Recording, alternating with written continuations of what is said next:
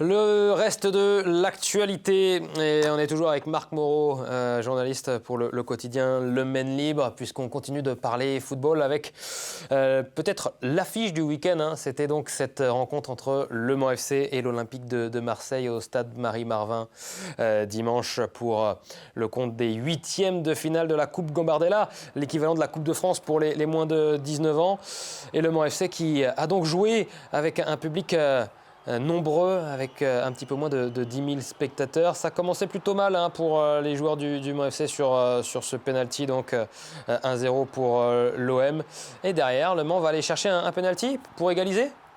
Ouais, penalty bien joué là pour le coup, on pourrait presque dire à l'expérience malgré le jeune âge de Bernardo, mais je suis pas sûr qu'il y ait vraiment faute, mais bon, par rapport à tout ce qu'il y a eu, c'est plutôt juste, et en plus le Mans FC donc égalise, passe devant, c'est ce but-là il me semble. C'est très beau but d'ailleurs, c'est... très bien construit. De toute façon ils ont fait un super match en général. Avec Sarac. Ouais, c'est ça. Et ensuite égalisation de Marseille et il repasse devant à 3-2. On se dit cette fois-ci c'est bon quoi. C'est ce but-là, et un but magnifique aussi d'ailleurs. Celui-là, le crochet, l'enroulé, enfin c'est très très propre. Le but de Gabin Bernardo à la 66e. Le Mans passe devant, 2-1 après avoir été mené au score, 1-0. C'est un match fou, mais c'est pas terminé, c'est loin d'être terminé puisque à la 81e minute de jeu, Toméra Fleury va égaliser pour l'Olympique de Marseille et remettre les compteurs à 0, 2 buts partout donc. On est à la 88e minute de jeu et c'est Noah Boisse, filou, sur ce corner repoussé qui vient inscrire le troisième but de Manceau. On croit que c'est terminé, que le Mans FC va pouvoir se qualifier pour les quarts de finale de la Coupe Gambardella. Mais non, 95e minute de jeu et l'Olympique de Marseille égalise 3-3. Match complètement fou et ça va jouer au tir au but. Et malheureusement, avec cette séance où pourtant le Mans FC a mené. Ouais, il est mené 3-0 avec deux ratés du côté de l'Olympique de Marseille dès le début. Le Mans réussit ses 3 premiers. Il y a deux balles de match, une au-dessus, une autre arrêtée. Sur des pénaltys, les 2 derniers sont pas très bien tirés, mais comment on peut en vouloir à des jeunes de 17-18 ans qui jouent pour la première fois devant 10 000 personnes, ce qui les a très certainement poussés, peut-être un petit peu impressionnés aussi, notamment en première période où les joueurs du Mans étaient un peu plus timorés. Mais alors évidemment, c'est difficile à dire que c'est pas très grave quand une équipe passe tout près d'éliminer peut-être le plus grand club de France chez les jeunes. Évidemment qui sont dégoûtés, on a vu des images très dures avec des pleurs, etc. Mais ce qu'ils ont fait, c'est quand même exceptionnel sur plein de plans. Ils vont gagner de la maturité, comme disait leur coach Alexis Percheron. Ils vont gagner de l'expérience, ils vont gagner plein de choses. Et surtout, ils ont fait vivre aux près de 10 000 personnes qui étaient dans le stade vraiment un super match, quoi. Un rebondissement. C'était vraiment... le stade n'était pas plein, mais il y a ça vraiment... faisait longtemps qu'on n'avait pas vibré autant au stade Marie-Marvin, ça c'est certain. On évoquait le match contre l'OGC Nice des seniors, cette fois-ci, de l'équipe 1, quand ils se qualifient en octobre 2019 pour les 8e de la Coupe de la Ligue. Voilà, une première demi-heure complètement folle, 3-1. Mais à part ça, on a du mal à se remémorer un match qui avait procuré autant d'émotions. Encore une fois, le stade était à moitié plein, même un petit peu moins, mais il y avait une ferveur. On sentait vraiment que les jeunes avaient fait communion avec le public et qu'ils ont pas triché, quoi. Ils ont vraiment tout donné.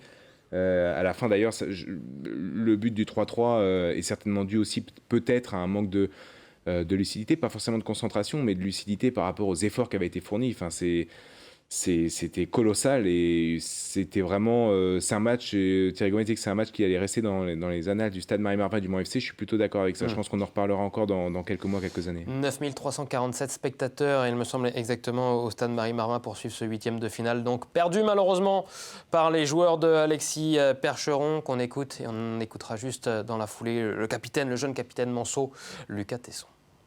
C'est de la déception qui prédomine à la fin du match. Et puis après, c'est ce qu'on a dit aux garçons. Si on leur avait dit il y a 8 mois qu'on aurait emballé un match contre l'Olympique de Marseille au stade Marie-Marvin, je ne pense pas que beaucoup de personnes y auraient cru. Il y a de la déception parce qu'on encaisse ce but à la 96e minute et puis on mène 3-0 au pénalty.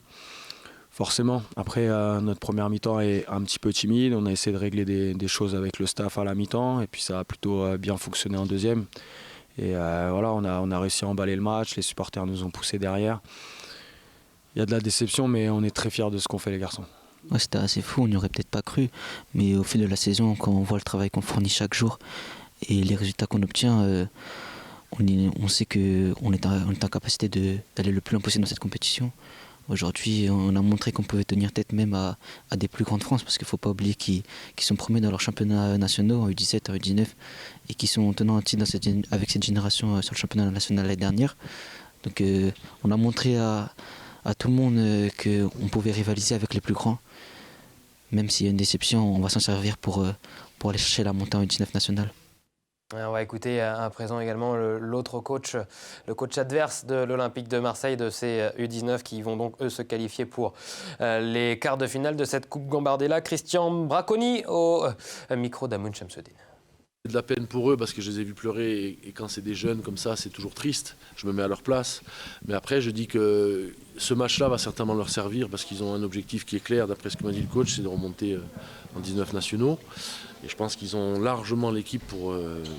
franchement, on a vu cette équipe-là, elle jouerait dans notre championnat U19 national, dans notre poule, parce qu'elle a des caractéristiques et des qualités qui pourraient la mener sans problème, je pense, au niveau national. Des motifs d'espoir donc pour cette équipe d'Alexis Percheron. Et puis enfin, on écoute le président, un président heureux forcément après cette rencontre. Triste aussi pour le résultat final. On écoute Thierry Gomez au micro là encore de Amoun Chamseddine. C'était un match, je pense, qui restera dans les annales du stade Marie-Marvin et du Mans FC. Et ce que j'aurais souhaité, c'est que j'espère qu'il y ait plusieurs de ces gamins qui reviennent sur la pelouse du stade Marie-Marvin et pour jouer avec l'équipe professionnelle dans quelques mois ou dans quelques années, parce qu'il y a du talent, et puis il y a des gamins qui aiment le club, qui aiment la ville, donc c'est important. Voilà. On est à la fois déçus, mais on est très fiers de ce qu'ils ont fait, et donc il faut qu'ils gardent la tête haute. Et puis maintenant, il y a des challenges. Il y a des challenges pour l'équipe professionnelle, mais en U18, on doit aller chercher le titre aussi pour remonter en U19 nationaux. En U17, on doit bien terminer. Voilà, donc on a plein de challenges sur cette fin de saison qui va être passionnante avec plein d'émotions. Parce que vu comme c'est parti, je pense qu'on a eu plein d'émotions cette saison encore.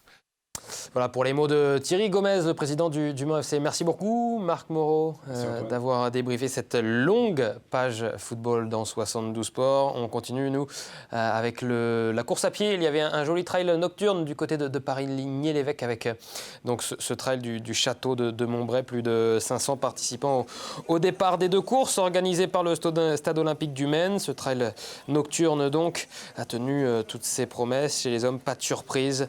Vous allez le voir avec la victoire d'un garçon qu'on connaît bien et que vous avez peut-être pu reconnaître là ici avec sa frontale. Il s'agit d'Antoine Exmélin qui a fait la course en tête du début à la fin. Il s'impose logiquement en solitaire donc sur ce 14 km. Lui, l'athlète du Somme. Deuxième place pour Tony Drouet. La troisième place pour Steve Gosma. Voilà pour ce trail de 14 km, donc avec ce joli podium et les félicitations d'Antoine Exmélin qu'on écoute après sa victoire sur le 14 km du trail nocturne du château de Montbray.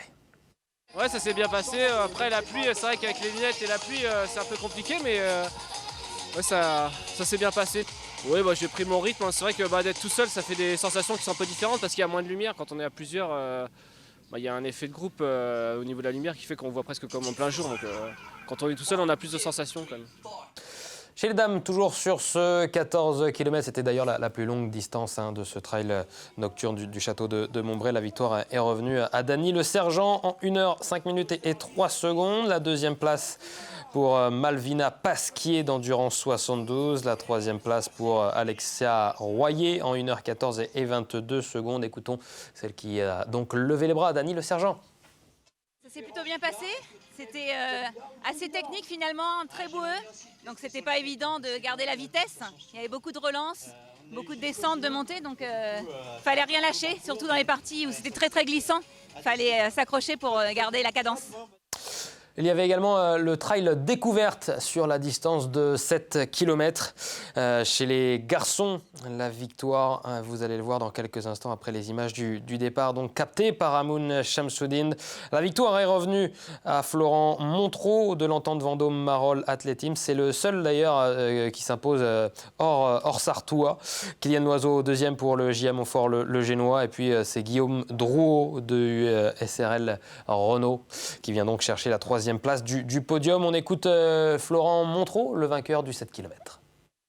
Ça s'est très bien passé. On est parti à 2 assez rapidement.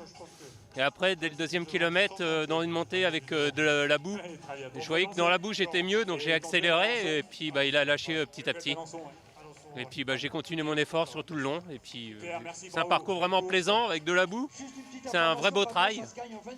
Et puis à la fin, j'étais obligé de m'arrêter à cause de la traversée de sanglier. Mais c'était beau à voir quand même.